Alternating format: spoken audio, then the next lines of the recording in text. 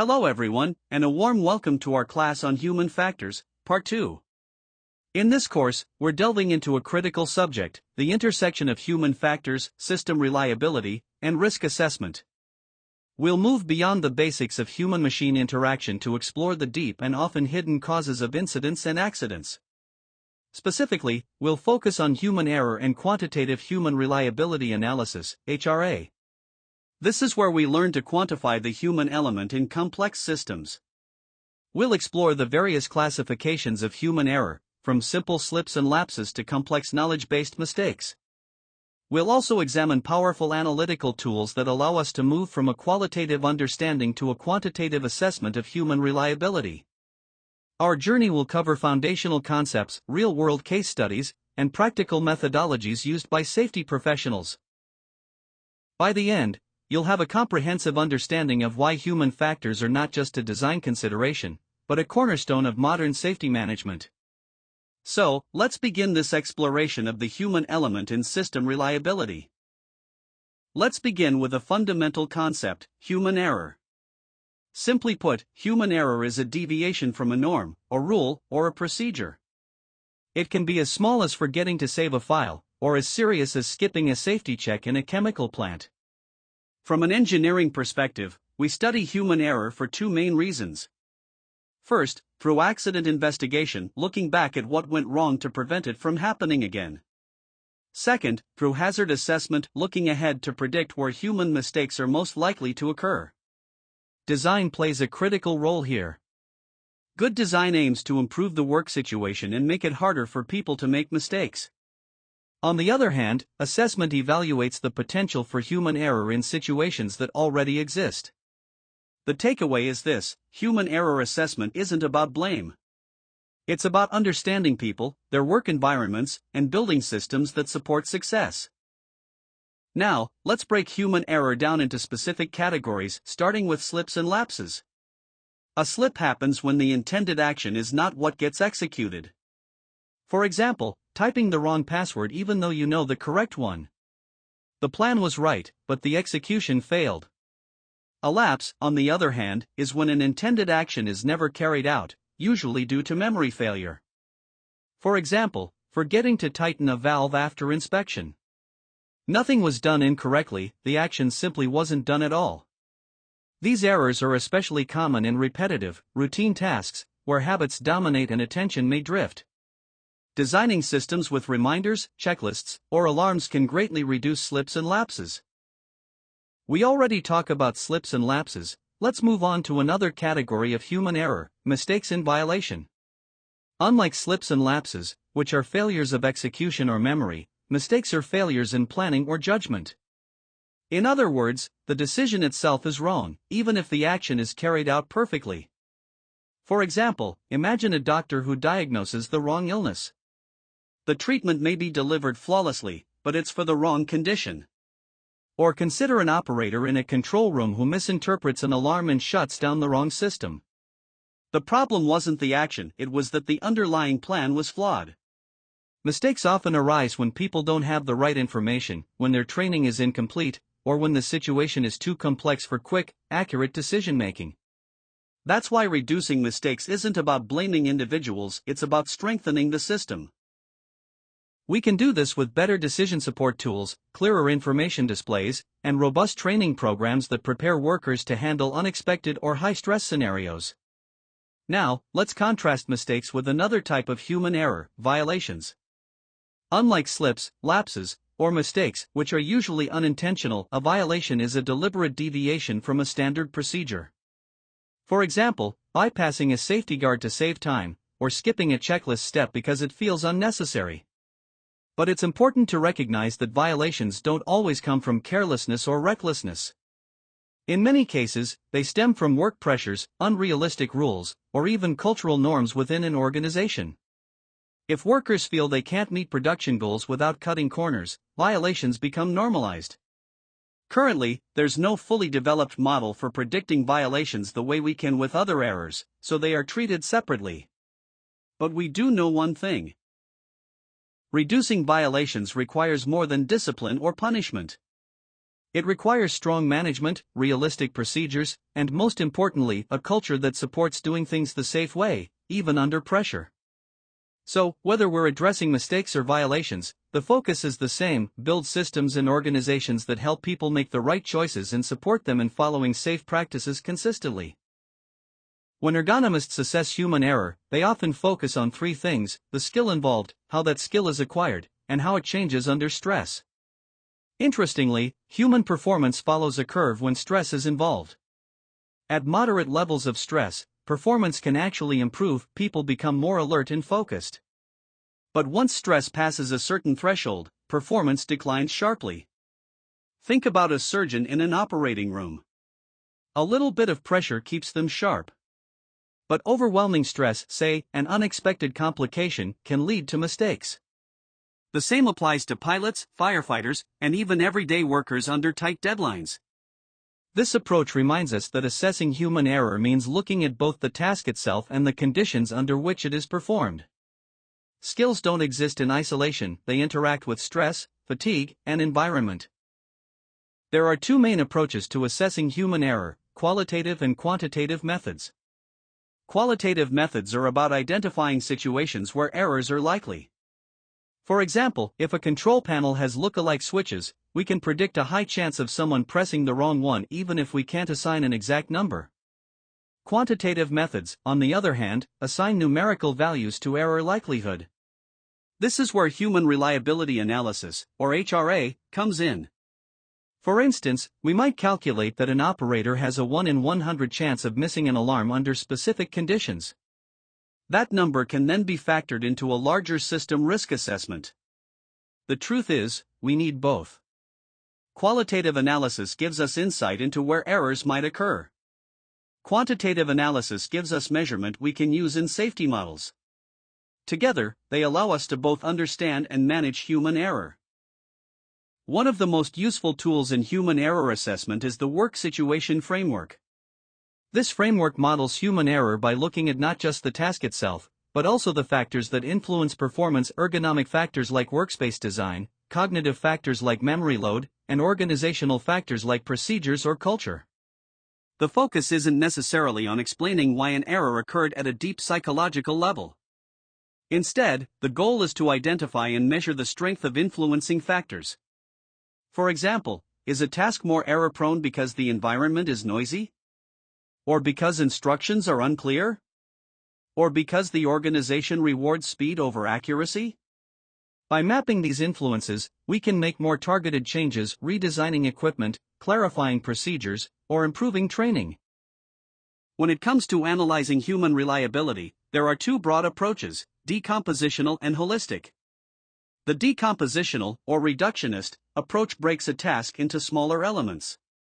Each element is assigned a probability of failure. Then, by combining those probabilities, we can estimate the overall likelihood of failure. This is similar to how engineers analyze hardware reliability. The holistic approach looks at the task as a whole. Instead of focusing on tiny steps, it considers higher-level elements like decision-making, judgment, or strategy. These are things that can't easily be broken down into probabilities. Both approaches are useful. The decompositional method gives precise numbers for simple, well-defined tasks. The holistic method captures the complexity of human behavior in real work environments. Often, a balanced use of both provides the most realistic assessment. Now let's look at quantitative human reliability analysis, or HRA. HRA is a structured method for including human error in probabilistic risk assessment, also known as PRA. Think of PRA as a tool that engineers use to predict the risk of failure in complex systems, like nuclear reactors, oil platforms, or chemical plants. Hardware failures are always part of the equation, but HRA reminds us that humans are part of the system too. By systematically analyzing tasks, predicting where errors might occur, and assigning probabilities, HRA helps us understand not just how machines might fail, but how people might too.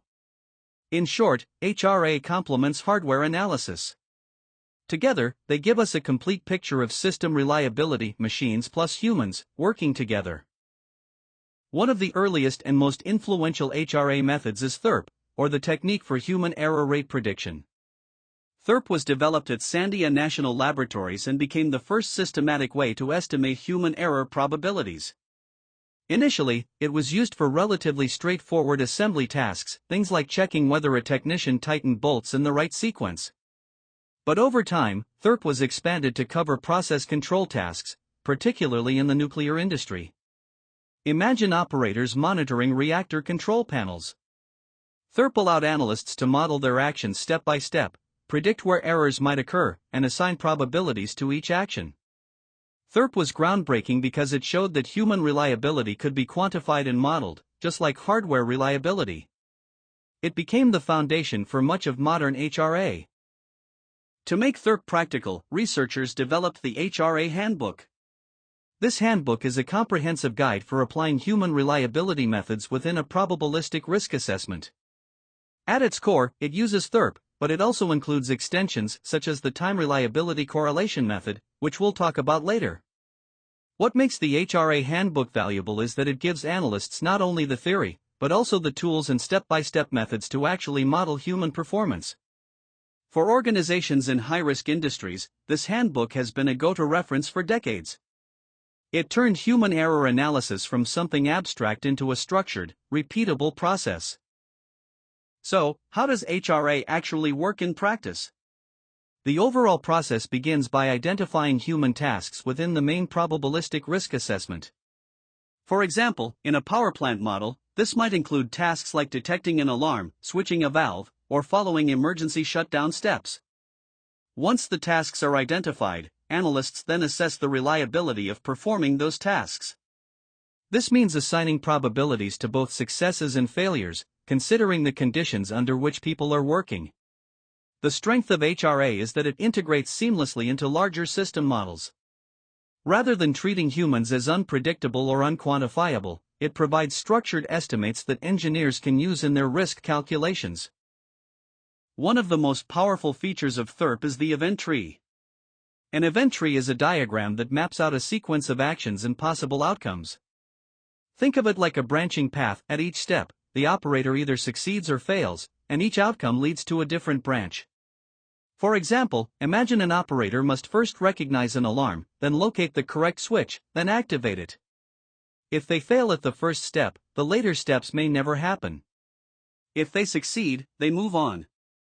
Each branch in the event tree has a probability attached, and the final branches show the overall likelihood of success or failure. This method allows analysts to model sequential dependencies, the idea that the success of one action often depends on what came before. It turns human tasks into a structured, step-by-step reliability model. At the heart of human reliability analysis is the concept of human error probability, or HEP. HEP represents the likelihood that a human will make an error while performing a given task. For example, pressing the wrong button, misreading a gauge, or forgetting a checklist step. In practice, HEP values are estimated using data, expert judgment, or structured methods like THRP. They are then integrated into system models alongside hardware failure probabilities. What makes HEP so valuable is that it gives engineers a single, quantifiable measure of human reliability. Instead of saying people might mess up, we can say, under these conditions, there is a 1 in 100 chance of error. That kind of clarity is essential for risk analysis. One of the extensions to THRP is the Time Reliability Correlation Model, or TRC. The TRC approach is based on a simple but powerful assumption: in many situations, time is the dominant factor affecting operator performance. The more time an operator has to detect a problem, think, and act, the higher the probability of success. Conversely, if time is short, performance drops rapidly. For example, if an operator has 5 minutes to respond to a reactor alarm, success is much more likely than if they have only 20 seconds. TRC uses mathematical curves to map out these probabilities, giving us a realistic picture of how performance changes with time pressure. This method is particularly useful for post-event behavior, those urgent, high-stress situations where seconds matter. Building on TRC, analysts increasingly use time as a principal correlator of human error. Simulator studies have shown strong evidence for this. When operators are given longer windows to act, their success rates rise sharply. When time is cut short, error rates climb. Time is not the only factor, of course, but it's often the most reliable predictor in high-stakes environments. Whether it's a pilot handling an engine failure, or a plant operator shutting down a valve, the amount of time available to diagnose and act is often the deciding factor between success and failure.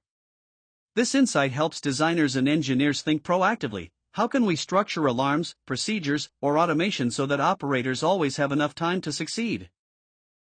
Now let's talk about performance shaping factors, or PSFs. PSFs are the conditions that influence how well or how poorly humans perform. They recognize that performance isn't just about individual skill, it's about the environment and circumstances surrounding the task. PSFs are typically grouped into three categories. External factors such as noise, lighting, workload, or equipment design. Internal factors like fatigue, experience level, or motivation. Stressors including time pressure, emergencies, or unexpected events. By identifying and analyzing PSFs, we can understand not just whether an error is likely, but why. This insight is crucial for designing interventions, whether that's improving equipment layout, adding rest breaks, or redesigning alarms. Now that we've introduced performance shaping factors, the next step is understanding how they interact with human error probabilities, HEPs. Here's the challenge: the HRA handbook does not give us a simple formula, like multiplying HEPs by a fixed factor for each PSF. Instead, it emphasizes the role of the analyst in exercising judgment. For example, suppose a nominal HEP for a task is 1 in 100. If that task must be performed in a noisy, poorly lit environment, while the operator is fatigued, the analyst might reasonably adjust the probability upward, maybe to 1 in 10. On the other hand, if the task is well practiced, supported by automation, and performed under calm conditions, the HEP might be adjusted downward. In short, PSFs don't just add numbers, they provide context. Analysts use them to make realistic adjustments so that the calculated HEP reflects the real-world situation. Another important human reliability analysis method is the Success Likelihood Index method, or SLIM. Unlike THRP, which is decompositional, SLIM takes a holistic approach. Instead of breaking tasks into fine details, it looks at the overall task environment and uses expert judgment to estimate performance. Here's how it works: experts identify key PSFs for a task, then assign them weightings based on their importance. They also rate the specific situation on each factor, for example, training is excellent, or procedures are weak. These scores are then combined into a success likelihood index, which is converted into a probability of error. SLIM is especially useful in cases where there is little data, but expert insight is available. It's a structured way of turning human expertise into numbers that can be used in a risk model. Next, let's introduce HART, the Human Error Assessment and Reduction Technique. HART is based on the idea that every task has an inherent human error probability, depending on the type of task being performed. For example, following a highly practiced routine might have a very low error rate, while making a complex decision under time pressure could have a much higher one. On top of this, HART introduces error-producing conditions, or EPCs. EPCs are very similar to PSFs, they describe the specific circumstances that make errors more or less likely. For instance, lack of feedback, poor supervision, or time pressure could all raise the likelihood of error. By combining the task type with its EPCs, HART allows analysts to estimate an adjusted HEP. What makes HART popular is that it's relatively simple and easy to apply compared to more detailed methods. One of the practical features of HART is its use of generic task types. These categories provide a starting point by assigning nominal unreliability values for different types of human tasks. For example, a task that is completely familiar and well-practiced might have a nominal unreliability as low as 0.01. A task requiring problem-solving under time stress might be much higher, say 0.25 or even more. Once the generic task type is chosen, the analyst considers the relevant error-producing conditions. Each EPC provides a potential adjustment, increasing or decreasing the nominal error probability. This approach makes HART flexible. It gives analysts a structured foundation, but also allows tailoring to the specific realities of the work environment. Now let's look at another structured method, SHERPA, or the Systematic Human Error Reduction and Prediction Approach. Sherpa follows a three-stage process. Task identification, listing the critical tasks operators perform. Hierarchical task analysis, HTA, breaking those tasks down into subtasks, showing their relationships. Human error analysis, using a flowchart to identify possible error types, such as action errors, checking errors, or communication failures. What makes Sherpa especially useful is its ability to highlight not just what errors might occur, but also the psychological mechanisms behind them, like memory lapses, decision-making mistakes, or rule violations. By doing this, Sherpa not only predicts errors but also points directly to error reduction strategies, such as redesigning procedures, adding cross-checks, or simplifying controls. Now let's shift from individual HRA methods to the CCPS guidelines for preventing human error in process safety. These guidelines bring together multiple perspectives on human error. Traditional safety engineering, which focuses on physical safeguards and procedures. Human factors and ergonomics, HF/E, which emphasizes designing systems to fit people.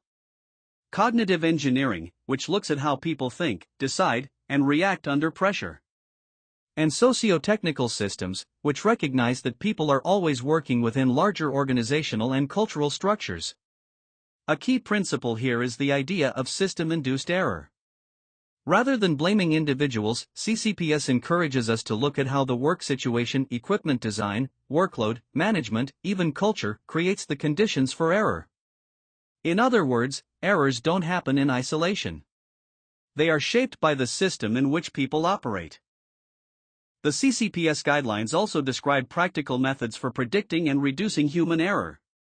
These include data acquisition, collecting real-world performance data to see where errors occur. Task analysis, breaking down work activities step by step. Human error analysis, identifying where deviations might occur. And ergonomics checklists, ensuring the workplace design supports reliable performance. Together, these tools allow analysts to be proactive. Instead of waiting for an accident to happen, we can predict where human error is likely and make changes in advance, whether that's simplifying a procedure, improving signage, or redesigning a control panel. Of course, when incidents do occur, the CCPS guidelines provide methods to analyze them.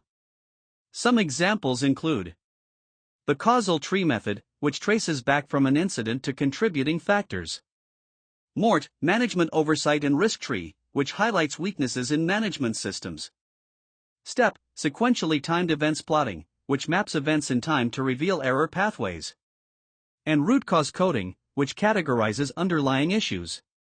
The guidelines also describe the Human Performance Investigation Process, HPIP. This is a structured way to investigate not just what happened, but why humans acted as they did, and how the system might have influenced their behavior.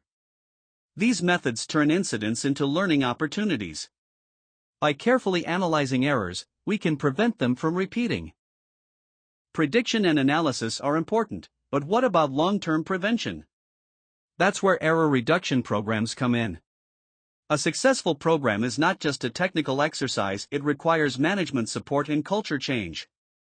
Leaders must commit to the idea that reducing error is as important as improving productivity. Error reduction programs often run in parallel with quality programs, since quality failures and safety incidents often stem from the same root causes: poor communication, unclear procedures, or weak training. The key is consistency. Error reduction must be part of the daily way of working, not just something addressed after accidents. So what tools can organizations actually use in their error reduction programs? The CCPS guidelines give us a very practical toolkit. Let's break it down. The first tool is critical task identification. This means pinpointing the tasks that carry the most risk if something goes wrong. Not every task is equally dangerous. For example, pressing a routine button might have little consequence, but missetting a pressure valve could be catastrophic. By identifying these critical tasks, organizations know exactly where to focus their safety efforts. Next is task analysis. Once we know which tasks are critical, we need to break them down step by step. Task analysis helps us spot potential vulnerabilities. Where could someone make a slip, a lapse, or even a misjudgment? Think of it as shining a spotlight on the fragile points in a process so they can be reinforced. Then we have PIE analysis, which stands for people, interfaces, and environment. This ensures we're not just looking at the worker in isolation. People bring skills, experience, and limitations. Interfaces, like control panels, software displays, or warning alarms, shape how those people interact with the system. And the environment, whether it's noisy, hot, cramped, or stressful, can make a huge difference in how reliably tasks are performed. PIE analysis pushes us to consider the bigger picture. Finally, there's error analysis. This tool is about systematically looking at where and why failures might occur.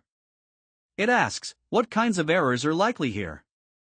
What conditions might trigger them? And what can we do to prevent, detect, or recover from them? When these tools are used together, they don't just make humans try harder, they make the system itself more resilient. The real goal is not to make people perfect, but to build error-tolerant systems where a single slip doesn't lead to disaster. In other words, we're designing for human fallibility, transforming inevitable errors into opportunities for defense, correction, and safety. In conclusion, we have come to understand that human factors are not a peripheral concern, but a fundamental pillar of safety and efficiency in any complex system. Our journey through this course has revealed a crucial insight, that human error, which is often the first thing blamed after an incident, is more often a symptom of systemic flaws rather than a personal failing. We've explored a range of both quantitative and qualitative methods, from the detailed task analysis of THRP to the holistic, expert-driven approach of SLIM, that allow us to move beyond blame and truly understand, predict, and mitigate these errors. This dual approach provides us with a powerful toolkit to identify vulnerabilities and build more robust systems. The key takeaways from our discussions are clear and interconnected. First, we must cultivate a deep understanding of human capabilities and limitations, how we process information, make decisions under pressure, and the biases that can influence our actions. Second, we must use this knowledge to design systems that work with human nature, creating interfaces, procedures, and environments that are intuitive and tolerant of human imperfections. Finally, these efforts must be supported by a commitment to proper training and a strong safety culture, where open communication and a shared responsibility for safety are paramount. Ultimately, our goal is not to eliminate human fallibility, that's an impossible task. Instead, it is to build systems that are inherently resilient to human error, making our workplaces and processes not just safer, but more reliable and sustainable for everyone involved.